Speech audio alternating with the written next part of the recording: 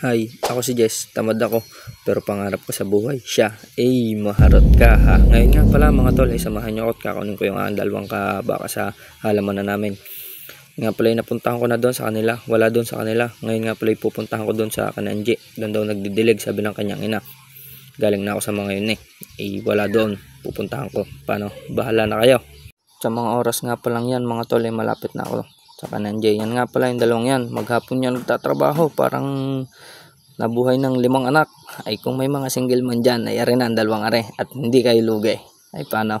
Bahala na kayo. Kami pupunta na doon sa aming halamanan. Ngayon nga pala mga tol, nandun na kami. Kami naglalakad na. Malapit na kami sa aming tubigan. Yan, montage ko lang mukha ko. Syempre, baka magustuhan niya.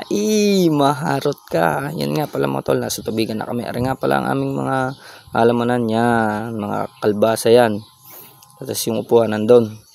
Mga tol, parang hindi bubuo nga aming kalbasa paano? Pero patuloy pa din namin didiligay at aalagaan ng maayos. Parang siya, inaalagaan ko. Pero wala din, iniwan din ako.